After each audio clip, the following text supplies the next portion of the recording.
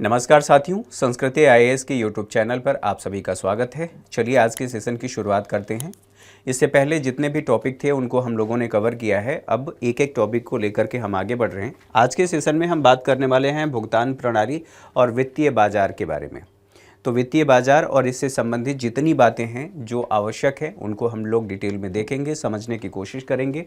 देख लेते हैं कौन कौन सी खबरें हैं जो हमें आज के सेशन में देखना है। तो यूनिफाइड पेमेंट इंटरफेस के बारे में हमें पढ़ना है। यूपीआई के बारे में क्या इससे संबंधित न्यूज है।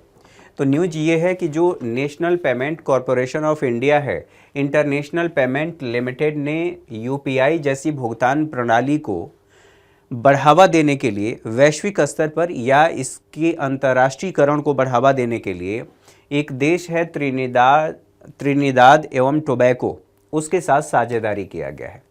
सवाल ये है कि यूपीआई को लेकर के जो साझेदारी की गई है क्यों किया गया है। तो जैसा कि थोड़ी देर पहले मैंने कहा कि अंतर्राष्ट्रीयकरण को बढ़ावा देना है। न केवल अंतर्राष्ट्रीयकरण को बढ़ावा देना है, महत्वपूर्ण बात यह भी है कि भारत के 3 पड़ोसी देश इसका इस्तेमाल कर रहे हैं। वहाँ पर इसे स्वीकार किया जाता है। कौन कौन से देश हैं? तो भारत के पड़ोसी देशों की बात करूं तो भूटान में इसे स्वीकार किया जाता है, नेपाल में स्वीकार किया जाता है, श्रीलंका में स्वीकार किया जाता है। इसके अलावा मॉरिशस, फ्रांस, यूएई और सिंगापुर, इन सभी देशों में भी इसे स्वीकार किया जा रहा है। अब एक बात और समझना है कि जो ये यूपीआई है और इससे संबंधित जितनी भी बातें हैं, अगर आप लोगों को अथेंटिक चाहिए कि हमें और अथेंटिक सोर्स मिलना चाहिए। हालांकि सारे जो सोर्स हैं हमारे वही हैं जो ओरिजिनल वेबसाइट है, तो हम उसका प्रयोग कर सकते हैं। यहाँ पर देखें, ये है एनपीसीआई, उसकी वेबसाइट है। यहाँ पर जाएंगे, यूनिफाइड पेमेंट इंटरफेस के बारे में आप समझेंगे। तो यहाँ पर देखिए, unified payment interface UPI is a system that provide multiple bank account into a single mobile application. ठीक है, अब ये बातें यहाँ पर डेफिनेशन भी दे दिया गया है, पीयर टू पेयर के बारे में भी बता दिया गया है और ये यूनिक क्यों है इसके बारे में भी बताया गया है। देखिए, immediate money transfer through mobile device round. अब ये पूछ रहा है कि कब कब आप कर सकते हैं। तो बताइए, आपको रात में यदि 2 बजे पिज़्ज़ा मंगाना हो, अगर पिज़्ज़ा की शॉप डोमिनोज स्टोर खुला हुआ है तो आप वहाँ से मंगा सकते हैं। पेमेंट तो करेंगे ही। तो 24/7 ये सुविधा दे रहा है और वर्ष के 365 दिन भी ये सुविधा दे रहा है। इसके साथ साथ इससे संबंधित क्यूआर से लेकर के सब कुछ यहाँ पर दे दिया गया है। एक बार जब भी आप लोगों को लगे, इसको विजिट जरूर करें, क्योंकि ऑथेंटिक सोर्स ही आपका होना चाहिए। ऐसा नहीं कि कोई भी मैगजीन उठा करके आपने पढ़ लिया और उसमें कुछ गलत बातें दे दी गई हैं। पार्टिसिपेंट कौन कौन से हैं तो यहाँ पर देख लीजिए, इनके बारे में बता दिया गया है। इसके अलावा जो बेनिफिट्स हैं उन सब के बारे में बता दिया गया है। बैंक्स हैं, कस्टमर हैं, मर्चेंट्स हैं इत्यादि। अच्छा, इसके साथ साथ अगर और कुछ भी जानना चाहते हैं आप, उसके लिए जो एनपीसीआई है, एनपीसीआई का यूट्यूब चैनल भी है। अगर कुछ नया उसमें जोड़ा जाता है या यूपीआई में जोड़ा जाता है तो उससे संबंधित जितनी बातें हैं वहाँ पर हिंदी और इंग्लिश दोनों में अवेलेबल रहता है। आप उसे एक्सेस कर सकते हैं, उसके लिए कोई चार्ज नहीं लगता। ठीक है, चलिए, अब इन बातों को समझने के बाद हम लोगों ने ये तो देख लिया कि इससे संबंधित बातें क्या हैं। अब इसकी अनूठी विशेषताएं क्या हैं, ये सारी विशेषताएं जो मैंने आप लोगों को वहां पर दिखाया वही सारी बातें यहाँ पर लिखा हुआ है कि मोबाइल से तुरंत और 24/7 365 दिन क्रेडिट और डेबिट की सुविधा दी जाती है। आप चाहें तो किसी को भुगतान कर सकते हैं, भुगतान प्राप्त कर सकते हैं। ठीक है, इसके अलावा एक एप्लीकेशन में अलग अलग बैंक खाते आप एक साथ ऐड कर सकते हैं, जिससे चाहें उसे पेमेंट कर सकते हैं। सिंगल क्लिक 2 फैक्टर जो अथेंटिकेशन है, यानी कि एक बार आपने उस पर हो सकता है कि आपने बायोमेट्रिक लगाया हो या पिन लगाया हो, तो एक बार उसको खोलने के लिए, एप्लीकेशन को खोलने के लिए पिन है, और फिर उसके बाद जब आप पेमेंट कर रहे हैं तब आपको उसकी ज़रूरत पड़ती है, पिन की ज़रूरत पड़ती है। तो 2 फैक्टर है, अथेंटिकेशन है। ऐसा नहीं है कि एक बार किसी ने गलती से देख लिया और उसके बाद पेमेंट करना चाहें तो वो तुरंत आप कर सकते हैं। लेकिन एक बात को लेकर के अवेयर रहना चाहिए। एक मेरी जानकारी में मित्र का कॉल आया, उन्होंने कहा कि एक व्यक्ति ने पड़ोस में खड़े व्यक्ति से कहा कि भैया थोड़ा सा पेमेंट कर दीजिए, चाय का मेरे पास नहीं है चेंज, और चाय का पेमेंट करवाया, उसका यूपीआई पिन देख लिया, पिन देखने के बाद कहा कि एक कॉल करना है, ज़रूरी कॉल करना है, मुझे दे दीजिए मोबाइल अपना, और कॉल करने के बहाने उस व्यक्ति का मोबाइल लिया और मोबाइल लेकर के अपने अकाउंट में 50,000 रुपये ट्रांसफ़र कर लिया। तो इस तरह की धोखाधड़ी और इस तरह की समस्याएं देखने को मिल रही हैं। अच्छा, अब यहाँ पर देख लीजिए, ये बाधा रहित सुरक्षित लेन देन है। सुरक्षित लेन देन तब तक है जब तक मोबाइल आपके हाथ में है। ग्राहक का virtual address pull and push सुविधा के साथ अतिरिक्त सुरक्षा भी प्रदान करता है। तो जब भी आप किसी को पेमेंट करते हैं तो पेमेंट करने के बाद वहाँ पर आपका बैंक अकाउंट नहीं दिखता है, वहाँ पर केवल आपका यूपीआई आईडी दिखता है जो वर्चुअल है, ठीक है। तो या फिर आपको अगर पेमेंट करना भी है तो किसी का अकाउंट आपको नहीं चाहिए, केवल मोबाइल नंबर चाहिए। आप क्यूआर कोड मांग लीजिए जो क्यूआर कोड है उससे कर सकते हैं, स्कैन करके कर सकते हैं, या फिर यूपीआई आईडी के द्वारा कर सकते हैं। तो ये वर्चुअल है, आपका ओरिजिनल जो अकाउंट है, नाम और अकाउंट, वो एक्सेस नहीं होता, ठीक है। यद्यपि ये ज़रूर बता देता है कि इस व्यक्ति का नाम क्या है जिसके पास आप पेमेंट कर रहे हैं, मोबाइल नंबर ही आपका हो जाता है और वहीं से हो जाता है पेमेंट। तो ग्राहक का virtual address pull and push सुविधा के साथ अतिरिक्त सुरक्षा भी प्रदान करता है। सिंगल एप्लीकेशन या इन ऐप, ठीक है, भुगतान के माध्यम से मर्चेंट पेमेंट भी होता है। क्यूआर कोड स्कैन एंड पे की सुविधा यहाँ पर होती है। दान संग्रह, जो भी जितनी बातें वहाँ पर आप लोगों ने देखा है, सारी बातें यहाँ पर बता दी गई हैं। यूपीआई के बारे में बात करें तो 2016 में शुरुआत हुई थी, और आप लोगों को याद हो कि बड़े पैमाने पर जब नोटबंदी हुई थी तो नोटबंदी के बाद इसका प्रचलन बढ़ा था। और अब तो इस बात को लेकर के झगड़ा हो जाता है कि भैया आपके पास यूपीआई क्यों नहीं है, आपके पास क्यूआर कोड क्यों नहीं है। 5 रुपये का भुगतान करना है ऑटो को भी, तो भी हम ये चाहते हैं कि हम स्कैन करके पेमेंट कर दें, क्योंकि अब वो कैरी करना सबके पास समय भी नहीं रहा कि किसी को दिया 10 रुपये फिर 5 रुपये के लिए खड़े हैं, तो वो थोड़ा सा है ना। तो देखिए 2016 में इसकी शुरुआत हुई। रियल टाइम भुगतान प्रणाली है, इसका विकास National Payment Corporation of India के द्वारा किया गया है। लेकिन ये पहल केवल National Payment Corporation of India की नहीं है, इसमें आरबीआई भी शामिल है और बैंक, ठीक है, इंडियन बैंक्स एसोसिएशन भी शामिल है। तो कौन कौन, तो यहाँ पर एनपीसीआई है, आरबीआई है और इंडियन बैंक्स एसोसिएशन भी शामिल हैं, जिसे संक्षेप में आईबीए कहा जाता है। स्थापित की बात करें तो भुगतान और निपटान प्रणाली अधिनियम 2007 के तहत इसकी स्थापना हुई है। और एनपीसीआई देश में जो खुदरा भुगतान है, खुदरा भुगतान के साथ साथ जो निपटान प्रणालियाँ हैं, उनके लिए एक अम्ब्रेला संगठन है। अम्ब्रेला संगठन का मतलब ये है कि आप एक मैंने कई बार क्लास में ये जिक्र किया है कि आप लोगों ने देखा होगा, बहुत पुराना गाना है, प्यार हुआ इकरार हुआ, प्यार से फिर क्यों डरता है दिल, है ना। तो उसमें 2 लोग एक छाते के नीचे हैं, ठीक। तो ये अम्ब्रेला संगठन है, वही बताना चाह रहा हूँ कि एक छाते के नीचे 3-4 व्यक्ति एक साथ आ सकते हैं। फिलहाल 2 लोगों की बात करिए। तो ये एक अम्ब्रेला संगठन है एनपीसीआई। इसके अंतर्गत कई सारी सुविधाएं हैं, कई सारी सेवाएं हैं, इसीलिए इसको कहा जा रहा है ये कई सारी सेवाओं को देता है, सुविधाओं को उपलब्ध कराता है, इसीलिए यह एक अम्ब्रेला संगठन है। यूपीआई को लेकर के और बात कर लेते हैं। सहभागी जो बैंक है, बैंक के खातों को एक ही मोबाइल एप्लीकेशन से जोड़ने का भी काम करता है। Peer to peer payment request को भी पूरा करता है। और आरबीआई ने यूपीआई पेमेंट की सीमा को बढ़ा करके पहले की अपेक्षा जो 1 लाख था, अब उसे बढ़ा करके 5 लाख रुपए तक कर दिया है। आपके पास विकल्प होता है, अगर आप अकाउंट से पेमेंट करना चाहते हैं तो वहाँ पर जा कर के अपने एप्लीकेशन से उसकी सीमा बढ़ा सकते हैं। यूपीआई के वेरिएंट की बात करें तो यूपीआई वेरिएंट कौन सा है, यूपीआई 123 पे। इसकी शुरुआत कब की गई थी, तो मार्च 2022 में की गई थी। इसके माध्यम से आप कैसे पेमेंट कर सकते हैं, तो इसका मतलब ये है कि जो फ़ोन यूजर्स हैं, फ़ोन यूजर को यूपीआई का उपयोग कर भुगतान करने की सुविधा है। अच्छा, एक तो और महत्वपूर्ण बात यहाँ पर आप लोगों को याद रखना है कि जो बेसिक फ़ोन यूजर हैं, बेसिक का मतलब ये है कि कीपैड वाला, ठीक है, कीपैड आप जो फ़ोन इस्तेमाल कर रहे हैं, मैक्सिमम लोग जो लोग देख रहे हैं, हो सकता है जो लोग लैपटॉप में देख रहे हैं या टैब में देख रहे हैं, उनकी बात नहीं कर रहा हूँ। अगर टैब में देख रहे हैं तो भी लाइक ऑफ वो स्मार्टफोन है, ठीक है, उसी का बड़ा वर्जन है, आप ऐसे कह सकते हैं। तो जो आप इस स्मार्टफोन इस्तेमाल कर रहे हैं उससे अलग, ठीक है, उससे अलग जो साधारण फ़ोन यूज़र हैं बिना यूपीआई का प्रयोग किए ही वो पेमेंट कर सकते हैं, उसके लिए इसकी आवश्यकता नहीं है और न ही इसके लिए इंटरनेट की आवश्यकता है। इसके लिए क्या करेंगे आप, 12 भाषाओं में तो उपलब्ध है और प्रौद्योगिकी का विकल्प क्या है कि आप IVR नंबर पर, जो IVR नंबर दिया गया है, केवल उस पर कॉल करेंगे। कॉल करने के बाद एक आपके पास मैसेज आएगा और उस मैसेज में से आपको सेलेक्ट करना है कि आपको करना क्या है। आप मनी ट्रांसफ़र करना चाहते हैं या क्या करना चाहते हैं, सारी चीज़ें वहाँ पर दे दी जाएंगी। इसके अलावा एक ऐप कार्यक्षमता भी है, वहाँ से भी आप कर सकते हैं। मिस्ड कॉल दे करके भी कर सकते हैं।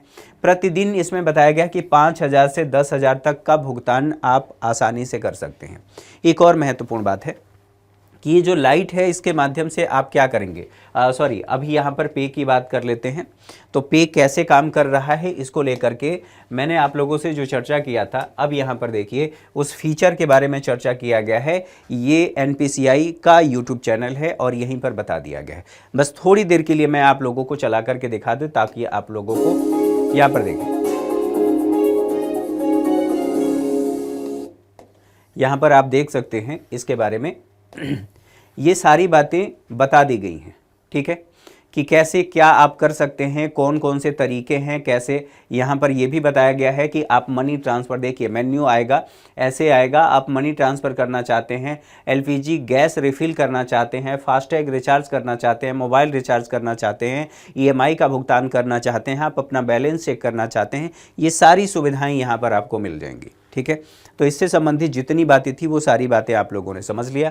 अब इन बातों को समझने के बाद आगे बढ़ते हैं और देख लेते हैं कि और क्या क्या हमें यहाँ पर समझना है। देखिए आगे क्या बताया गया है यूपीआई लाइट के बारे में। तो यूपीआई लाइट का मतलब ये है कि जो यूजर्स हैं बिना यूपीआई पिन दर्ज किए ये भुगतान कर सकते हैं। लेकिन भुगतान करने के लिए क्या व्यवस्था दी गई है कि सबसे पहले आपको क्या करना होगा, आपका जो मोबाइल वॉलेट है, एक तरीका ये है भुगतान करने का कि आप केवल उस एप्लीकेशन का इस्तेमाल कर रहे हैं, इस्तेमाल करके आपने QR कोड स्कैन किया, स्कैन करने के बाद डायरेक्ट आपके अकाउंट से डेबिट और दूसरे के अकाउंट में क्रेडिट हो रहा है, ठीक है। एक तो ये तरीका है, यानी कि आपके अकाउंट से कट गया, डायरेक्ट आपके अकाउंट से कटा और उस व्यक्ति को पेमेंट हो गया। तो जो आपके अकाउंट से कटा है उसी को डेबिट कहा जा रहा है और जिस व्यक्ति के अकाउंट में गया है पैसा उसे हम क्रेडिट कह रहे हैं।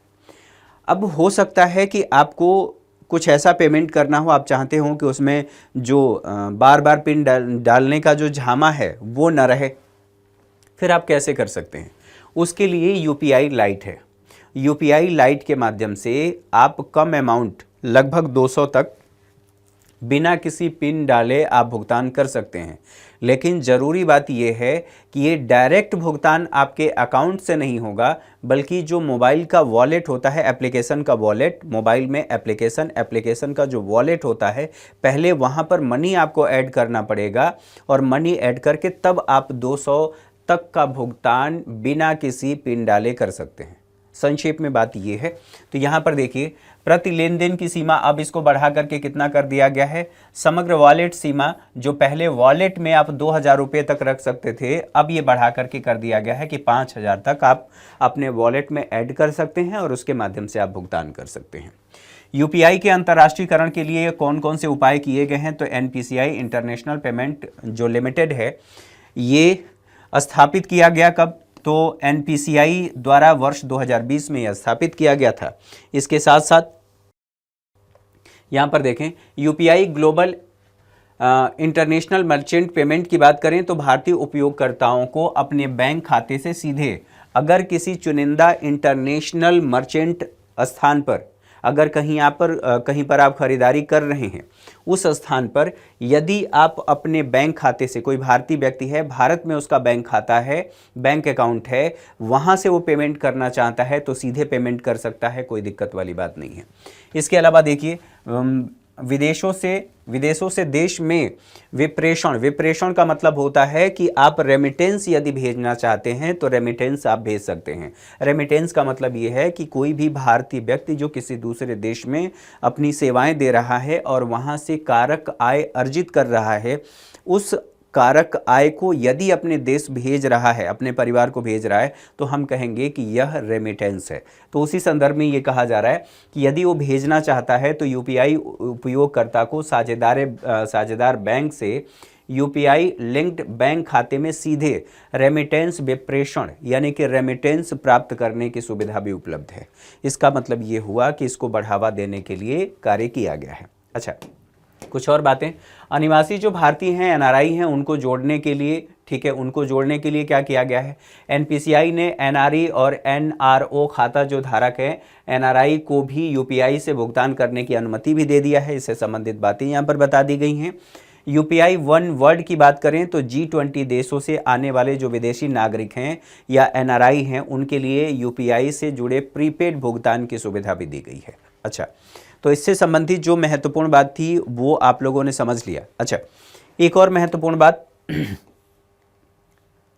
ठीक है। अच्छा, अगले न्यूज़ की तरफ चलते हैं। Project nexus. प्रोजेक्ट नेक्सस क्या है? आरबीआई प्रोजेक्ट नेक्सस में शामिल हुआ है, और शामिल हुआ है तो ये चर्चा में है, इससे संबंधित बातें पूछी जा सकती हैं। सवाल ये है कि ये प्रोजेक्ट नेक्सस क्या है? एक बहुपक्षीय अंतर्राष्ट्रीय पहल है।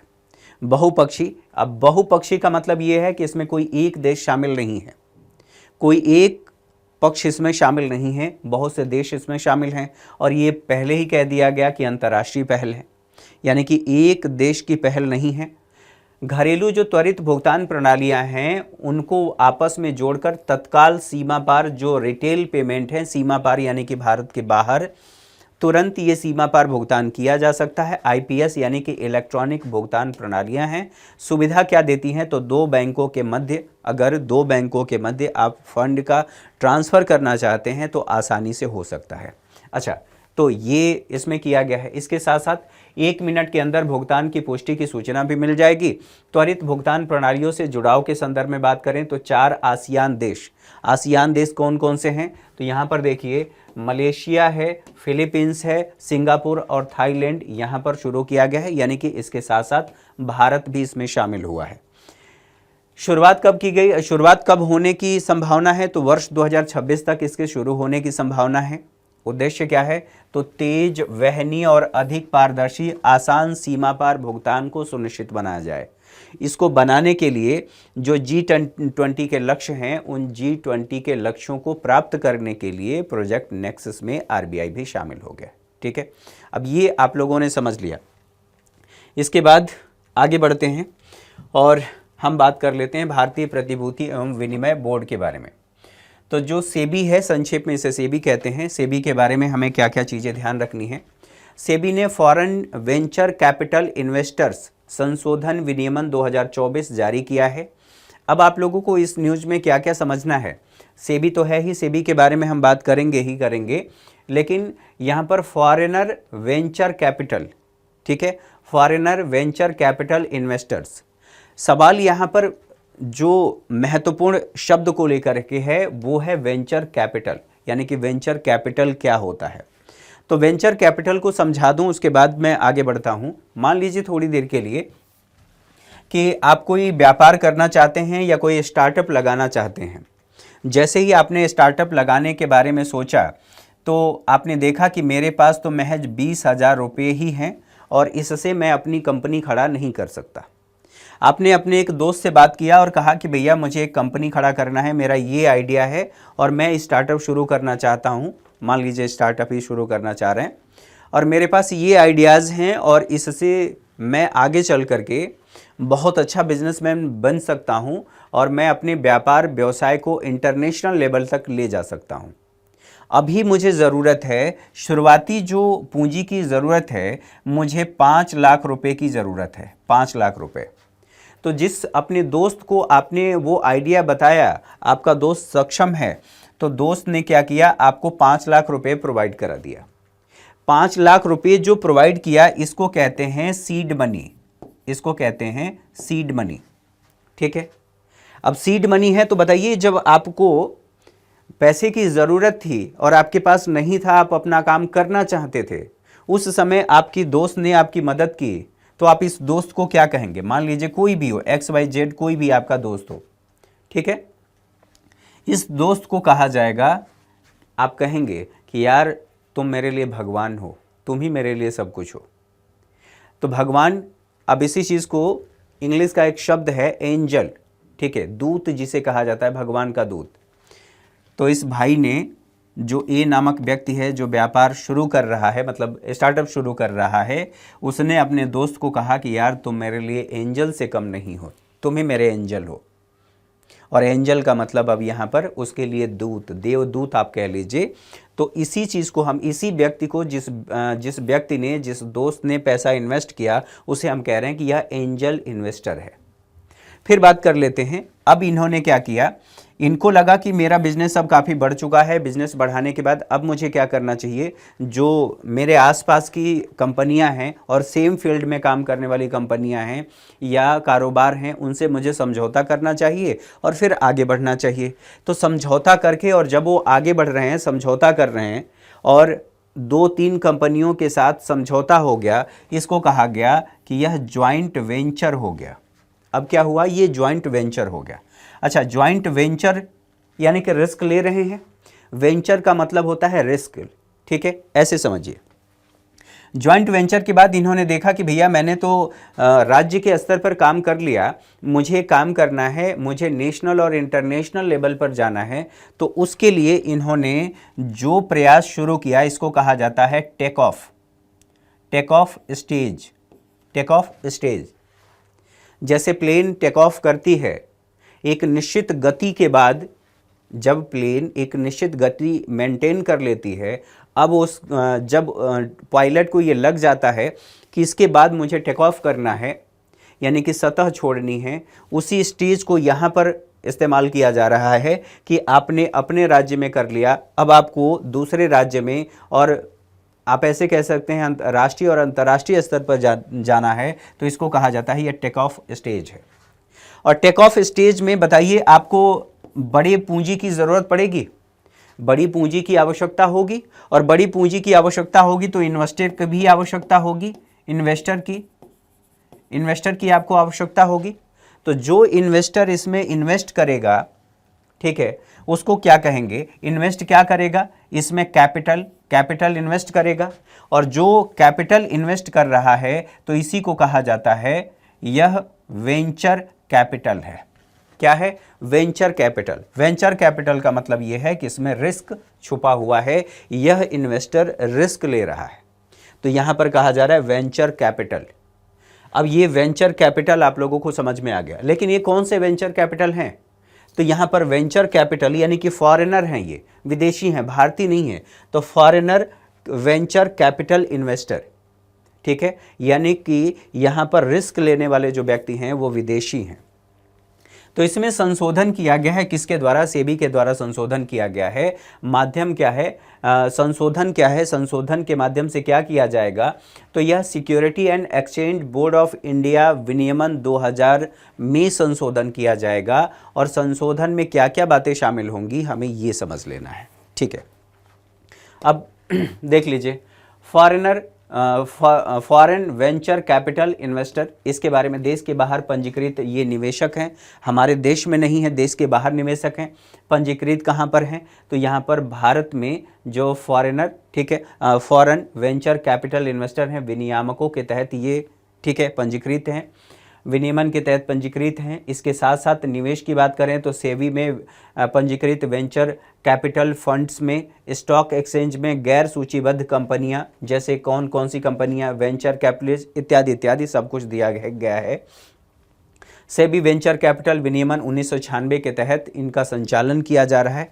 अच्छा, जो महत्वपूर्ण बातें थी उन बातों को हम लोगों ने समझा। अब यहाँ पर देख लें, नए विनियमन जो 2024 का आया है उसमें क्या क्या बातें शामिल हैं।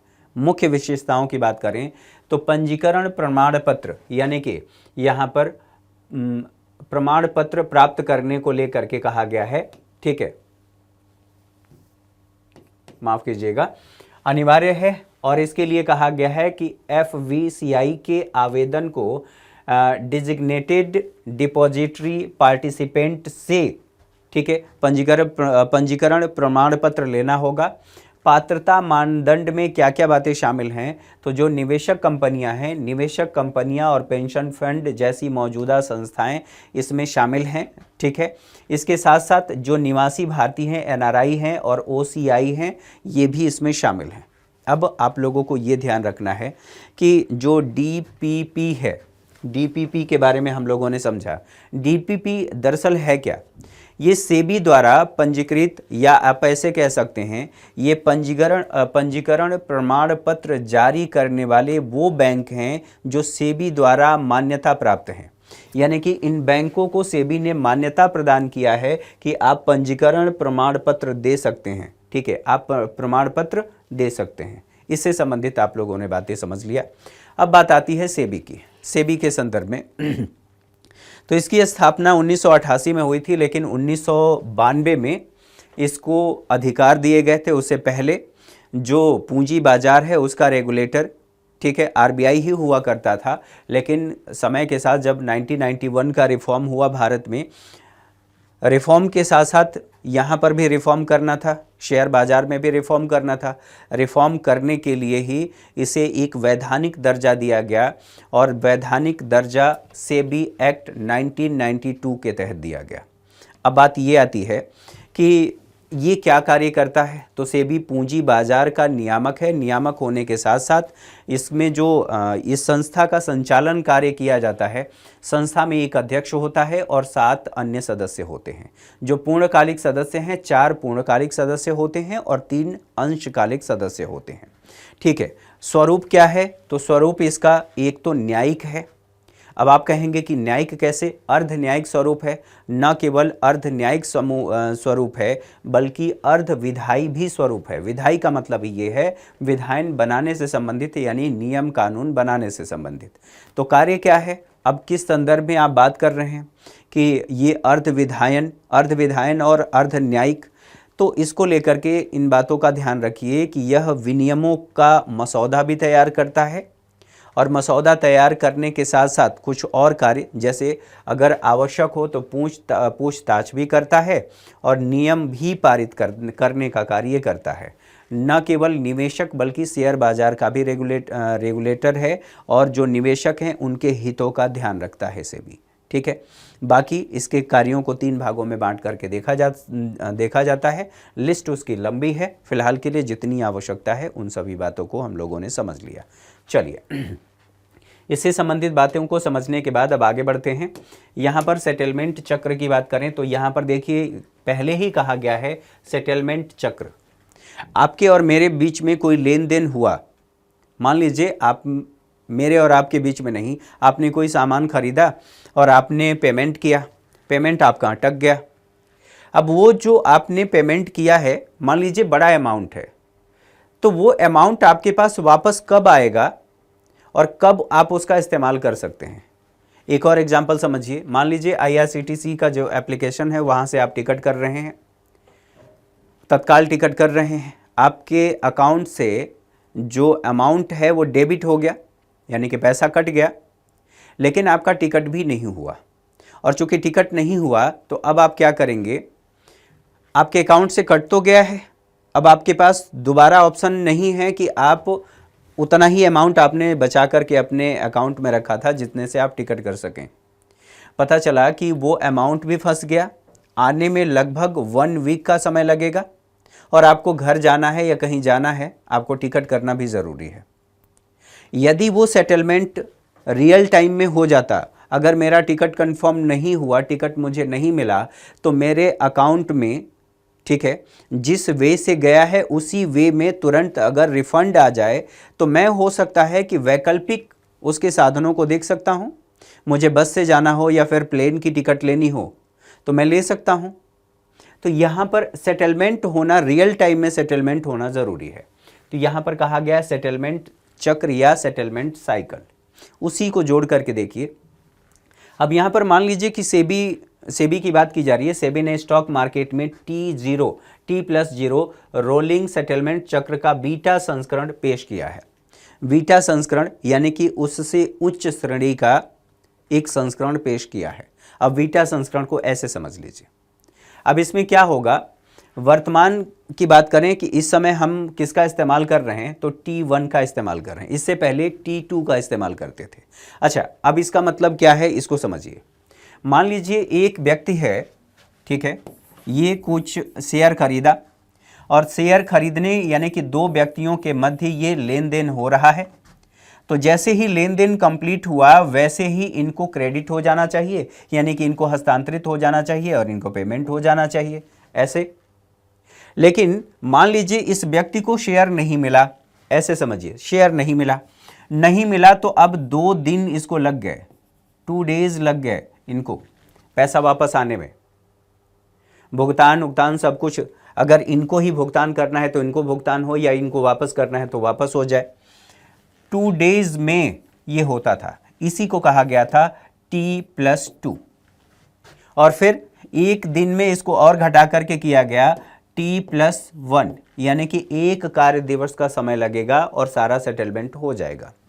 अब ये कहा जा रहा है कि ये जो बीटा संस्करण है इसके माध्यम से T0, तो जैसे ही आपने लेन देन कंप्लीट किया शाम तक, यानी कि बाजार बंद होने के बाद उसी दिन, यानी कि सेम डे में आपका जो भी लेन देन है क्रेडिट डेबिट होना है, क्रेडिट डेबिट हो जाएगा, मामला वहीं पर रफा दफा हो जाएगा। ठीक है, ये बात आप लोगों ने समझ लिया। तो इससे संबंधित जो बातें थी वो आप लोगों ने देख लिया। अभी इसके बारे में, सेटलमेंट के बारे में, सेटलमेंट चक्र के बारे में, तरलता, इसका लाभ क्या होगा, सेटलमेंट चक्र की अवधि को कम करने का प्रभाव या लाभ क्या होगा। लाभ ये होगा कि जब आपका पैसा आपके पास आ गया और जिस व्यक्ति को, ठीक है, जिस व्यक्ति को आपने भुगतान किया उसी दिन सेम डे में सारा ट्रांजैक्शन हो गया है, ठीक है, तो इसका मतलब ये हुआ कि अगर निवेशक चाहता है कि मुझे शेयर नहीं मिला है, मुझे यदि शेयर नहीं मिला है, मैं दूसरा कोई शेयर खरीदना चाहता हूं तो मैं खरीद सकता हूं, तो निवेशक को पुनः निवेश की सुविधा मिल जाएगी क्योंकि उसकी मनी वापस आ गई है। ठीक है, जो ट्रेडिंग है, जो व्यापार किया जा रहा है, ट्रेडिंग के अवसरों में वृद्धि हो जाएगी कि भैया अब यहाँ पर ये जो शेयर है ये सेल आउट हो चुका है, अब मैं दूसरा देखूंगा, तो वहाँ पर ट्रेडिंग के अवसर में वृद्धि हो जाएंगी। इसके साथ साथ जो निवेशक है बाजार के घटनाक्रमों के आधार पर तुरंत प्रतिक्रिया कर सकता है। अब उसे इंतजार नहीं करना है कि मेरा अमाउंट आएगा, फंसा हुआ अमाउंट है वो आएगा तब मैं प्रतिक्रिया दूंगा। ठीक है, इसके अलावा वैश्विक प्रतिस्पर्धा में भी वृद्धि होगी।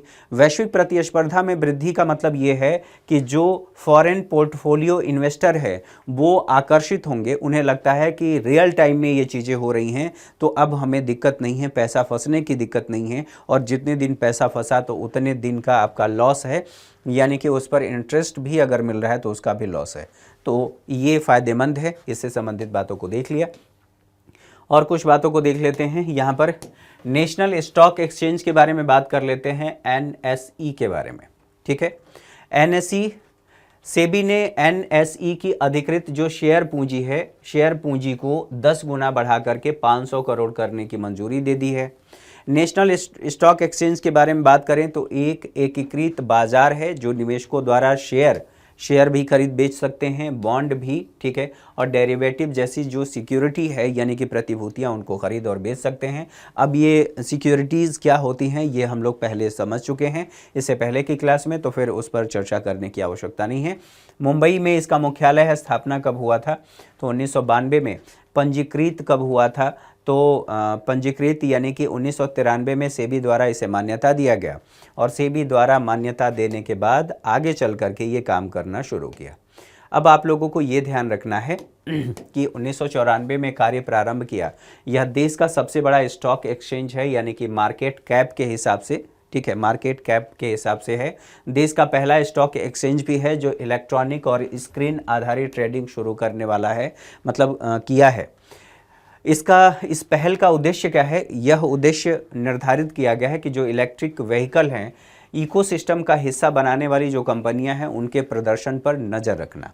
अब इसी से संबंधित जो फेरवानी समिति थी, नेशनल स्टॉक एक्सचेंज की बात करूं तो फेरवानी समिति की सिफारिशों के आधार पर इसका गठन हुआ था। जैसा कि मैंने कहा कि 1992 में इसका गठन किया गया था।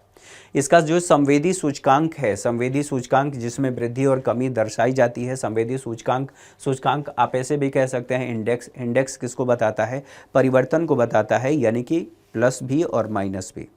परिवर्तन सकारात्मक और नकारात्मक दोनों हो सकता है। संवेदी सूचकांक है निफ्टी, निफ्टी 50 भी कहा जाता है। अब सवाल ये है कि निफ्टी 50 क्यों कहा जाता है? तो इसमें 50 देश की जो सबसे बड़ी कंपनियां हैं वो लिस्टेड हैं, रजिस्टर्ड हैं। उनके शेयर में जो वृद्धि और कमी होती है, यानी कि एक कंपनी के अगर शेयर में कमी या वृद्धि देखी जाएगी तो इसका मतलब ये हुआ कि वो पूरे निफ्टी का जो सूचकांक है उसमें कमी और वृद्धि दिखाएगा। तो अब इसको ऐसे कह सकते हैं कि यह 50 देश की जो 50 सबसे बड़ी जो कंपनियां हैं उन कंपनियों के शेयर के औसत मूल्य को दर्शाता है। क्लियर है? अब इन कंपनियों को ब्लू चिप कंपनियां कहा जाता है। क्यों कहते हैं? तो एक तो इसलिए कहा जाता है क्योंकि इनकी बैलेंस शीट जो है वो बड़ी है। आप ऐसे भी कह सकते हैं कि इन कंपनियों को इसलिए कहा जाता है, जो टर्मिनोलॉजी है वो ये है कि मार्केट कैप अधिक है, और मार्केट कैप होने के साथ साथ इनका जो वार्षिक टर्नओवर है वो बहुत ज़्यादा है। ठीक है? तो 50 कंपनियां, इसके अलावा भी कंपनियां हैं लेकिन 50 प्रमुख कंपनियां हैं।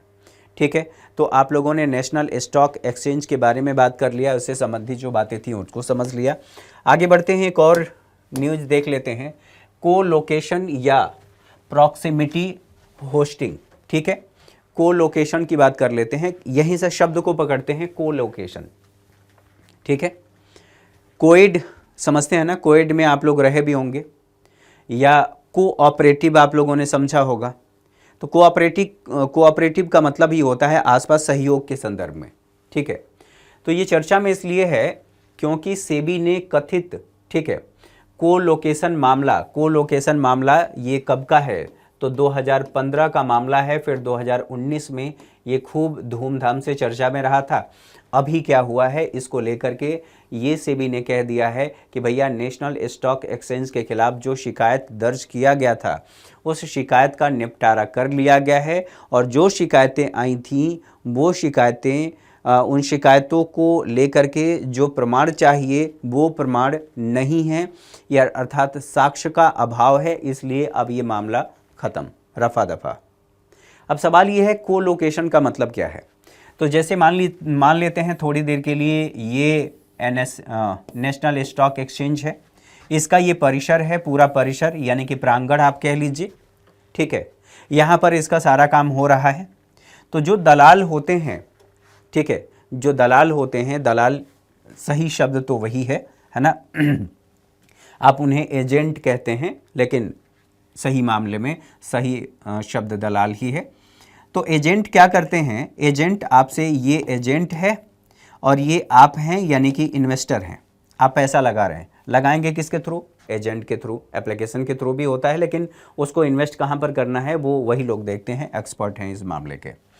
तो ये क्या करते हैं कि एक जगह लेते हैं इसके प्रांगण में, एनएसई यानी कि नेशनल स्टॉक एक्सचेंज से कहते हैं कि भैया अपने प्रांगण में ना, जहां आपका सर्वर है, इसी सर्वर के आसपास मुझे जगह दे दो, यहीं पर मैं अपना सेटअप लगाऊंगा। इससे फ़ायदा ये होगा कि मुझे रियल टाइम में डेटा मिलता रहेगा, कितनी वृद्धि हो रही है, कितनी कमी हो रही है, ये सब कुछ मुझे रियल टाइम में मिलता रहेगा। और चूंकि रियल टाइम में मिलता रहेगा मुझे डेटा, तो मुझे कहाँ निवेश करना है, निवेश अपना निकालना है, पैसा निकालना है, क्या करना है, इसको फ़ायदा होगा। और इसको फ़ायदा होगा यानी कि इनडायरेक्टली इसको भी फ़ायदा होगा, ग्राहक को फ़ायदा होगा। अब मामला 2015 का है। 2015 में क्या हुआ था कि एक व्यक्ति को यहाँ पर अपना सेटअप लगाने का मौका दे दिया गया, और मौका लगाने के बाद ये कहा गया कि ये जो व्यक्ति, जिस व्यक्ति को दिया गया, जो एनएसई का एमडी था, पूर्व एमडी था और फिर सीईओ, दोनों को लेकर के आपत्तियां दर्ज की गई थी कि दरअसल इन्होंने जो 15-16 कंपनियां थी उन कंपनियों को यहाँ का एक्सेस दिया है और यह वैध तरीके से एक्सेस नहीं दिया गया था, जिससे उन कंपनियों को लाभ हुआ है। ये घोटाला, ये स्कैम यहाँ पर सामने आया था। इसके बाद ये काफ़ी ज़्यादा चर्चा में था। तो कोलोकेशन का मतलब यही है कि इसी के प्रांगण में, ठीक है, इसी के कैंपस में ये स्थापित किए जाते हैं, इसीलिए कोलोकेशन की बात हो रही है। ठीक है, फिर क्या हुआ, अब चूंकि पर्याप्त सबूत नहीं मिले, इसलिए सेबी ने कहा है कि भैया ये जो मामला है ना, अब ये खत्म होता है। ठीक, अब कोलोकेशन सुविधा क्या है? शुल्क के साथ ब्रोकर्स को स्टॉक एक्सचेंज परिसर में अपने सर्वर स्थापित करने की अनुमति दी जाती है और ये जो ब्रोकर्स हैं आवश्यक इंफ्रास्ट्रक्चर स्थापित कर सकते हैं और अपना कार्य कर सकते हैं। इसके संबंध में हम लोगों ने चर्चा कर लिया। अब बात कर लेते हैं क्रेडिट रेटिंग एजेंसियों के बारे में। तो क्रेडिट की रेटिंग, ठीक है, क्रेडिट की रेटिंग करना है, ये क्यों चर्चा में है? यहाँ पर देखिए, केयर्ज क्रेडिट रेटिंग एजेंसी ने सॉवरेन रेटिंग सहित वैश्विक स्तर की रेटिंग क्षेत्र में प्रवेश किया है। ये कहाँ की है? भारत की है और भारत की एजेंसी है। तो ऐसा करने वाली भारत की वह पहली रेटिंग एजेंसी है। पहली रेटिंग एजेंसी नहीं है, ऐसा करने वाली यानी कि वैश्विक स्तर पर और उसके साथ साथ सॉवरेन रेटिंग करने वाली भारत की पहली रेटिंग एजेंसी है। तो ये महत्वपूर्ण है।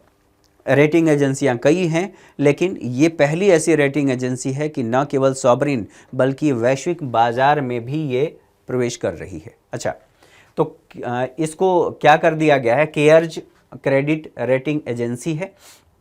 अच्छा, क्रेडिट रेटिंग एजेंसी के बारे में बात करें तो यह देशों और संस्थाओं की रेटिंग, ठीक है, रेटिंग करती हैं। क्रेडिट रेटिंग, जो क्रेडिट रेटिंग दिया जाता है AAA, अब यहाँ पर देखेंगे कैपिटल A है, इसका मतलब ये है कि उच्चतम रेटिंग है, ये हाईएस्ट रेटिंग है। D का मतलब है यानी कि सबसे नीचे, सबसे खराब रेटिंग है, तो निम्नतम रेटिंग है। अच्छा, रेटिंग तो है, तो एक और रेटिंग एजेंसी है, अमेरिका की ही है, स्टैंडर्ड एंड पुअर और फिच, इन दोनों की बात करें तो BBB, ठीक है, कैपिटल लिखा हुआ है, इसका अपने आप में मतलब है। तो BBB निवेश ग्रेड की न्यूनतम सीमा को बताता है। और मूडीज के संदर्भ में बात करें तो मूडीज भी एक रेटिंग एजेंसी है, ये BBBA, ये यहाँ पर BAA3, इसका मतलब है कि यह निवेश ग्रेड की न्यूनतम सीमा को बताता है। अब महत्व क्या है कि कोई भी जो निवेशक है वो देखता है कि वहाँ की रेटिंग कैसी है और रेटिंग में जो बातें बताई गई हैं उसके आधार पर, चूंकि इन्होंने भी अनुमान ही लगाया है, तो उसी अनुमान के आधार पर फिर कोई भी इन्वेस्टर किसी भी देश में निवेश करता है। अब सवाल ये है कि ये सारी बातें तो समझ में आ गई, लेकिन क्रेडिट रेटिंग का मतलब क्या होता है? मैंने कहा कि क्रेडिट की रेटिंग तो कोई व्यक्ति हो सकता है या संस्था हो सकती है, उसकी जो वित्तीय प्रतिबद्धता है, उसकी जो लायबिलिटी है, उसको पूरा करने में वो कितना सक्षम है या पूरा करने की क्षमता कैसी है, उसके बारे में ये क्रेडिट रेटिंग एजेंसी बताती है। न केवल यही, अब जो यहाँ पर कहा गया है कि सॉवरेन रेटिंग, सॉवरेन कौन सा होता है? जब आप पढ़ते हैं कि जो राज्य है, राज्य कैसा होना चाहिए, राज्य के 4 तत्व आप पढ़ते हैं, उन 4 तत्वों में जो सबसे महत्वपूर्ण तत्व है कि वह संप्रभु होना चाहिए, सॉवरेन होना चाहिए, ठीक है। तो सॉवरेन के संदर्भ में यहाँ पर सॉवरेन कौन होगा? या तो कोई संस्था होगी या फिर कोई देश होगा या देश की सरकार होगी, ठीक है। तो उसी के संदर्भ में ये कहा गया है कि यह सॉवरेन रेटिंग करेंगे। तो सॉवरेन रेटिंग के संदर्भ में देखिए इसका महत्व क्या है। अनुकूल रेटिंग देशों को वैश्विक पूंजी बाजारों और विदेशी निवेश तक पहुंच प्राप्त करने में से सुविधा होती है कि उनकी रेटिंग कैसी है और उसके आधार पर आप काम कर सकते हैं। यूएसए की 3 रेटिंग एजेंसियां हैं और 3 रेटिंग एजेंसियों का प्रभुत्व है। यहाँ स्टैंडर्ड एंड पुअर है और उसके बाद मूडीज है और फिर फिच है, ठीक है। मान लीजिए हम सॉवरेन रेटिंग की बात कर रहे हैं तो यह किसी देश या संप्रभु संस्था के ऋण और ब्याज चुकाने की जो क्षमता है उस क्षमता को बताता है कि उसकी क्षमता कितनी है, दायित्व को वह पूरा कर पाएगा या नहीं। तो यहाँ पर दोनों बातें हैं, ऋण और ब्याज चुकाने की जो क्षमता है, दायित्व को वो समय पर पूरा कर पाएगा नहीं, उसके बारे में बताता है। तो ये संप्रभुता की बात कर रहा है, संप्रभु संस्था की बात कर रहा है। अच्छा, इसके मापदंड क्या हो सकते हैं? तो उस देश की समृद्धि दर क्या है, जीडीपी और ऋण का अनुपात क्या है, सरकारी ऋण कैसा है, मुद्रास्फीति कैसी है, इत्यादि इत्यादि बातों को देख करके इन सभी मानदंडों के आधार पर तब जाकर के रेटिंग की जाती है। तो रेटिंग के बारे में आप लोगों ने समझ लिया। अच्छा, हमारे देश में जो सेबी है, सेबी भी इनको रेगुलेट करता है। भारत की जो रेटिंग एजेंसियां हैं तो उसके संदर्भ में चर्चा कर लेंगे। फिलहाल यहाँ पर देखें, भारत में जो क्रेडिट रेटिंग एजेंसी हैं मुख्य रूप से सेबी के द्वारा ये विनियमित की जाती हैं। अब सेबी के द्वारा विनियमित तो की जाती हैं, लेकिन सेबी किस अधिनियम के तहत इनका विनियमन करता है? तो 1999 का एक एक्ट है जिसे सेबी क्रेडिट रेटिंग एजेंसी विनियमन कहा जाता है, 1999, उसके द्वारा सेबी इस कार्य को करती है। सेबी में पंजीकृत जो क्रेडिट रेटिंग एजेंसियां हैं जैसे क्रिसिल है, ठीक है, ये सभी, ठीक। अन्य विनियामक जो एजेंसियां हैं वो आरबीआई और इन सब के बारे में ध्यान रखेंगे। ये सभी रेटिंग एजेंसियां भी हैं। आरबीआई के संदर्भ विनियामक संस्थाएं हैं, विनियामक एजेंसियां हैं, जैसे आरबीआई है, इरडा है, ठीक है, ये विनियामक संस्थाएं हैं। और ये हमने कहा कि सेबी में जो पंजीकृत हैं वो सभी क्रेडिट रेटिंग एजेंसियां हैं। तो इससे संबंधित जितनी बातें थी वो हम लोगों ने समझा। आज के सेशन में मेरे साथ इतना ही। अगली क्लास में हमारी मुलाकात होगी। तब तक के लिए नमस्कार। और आप सभी से रिक्वेस्ट है कि एक बार प्रतिक्रिया ज़रूर दें। प्रतिक्रिया महत्वपूर्ण है। आप लोगों की जो प्रतिक्रियाएँ होती हैं उससे हमारा मनोबल बढ़ता है और अच्छा लगता है। Thank you for watching.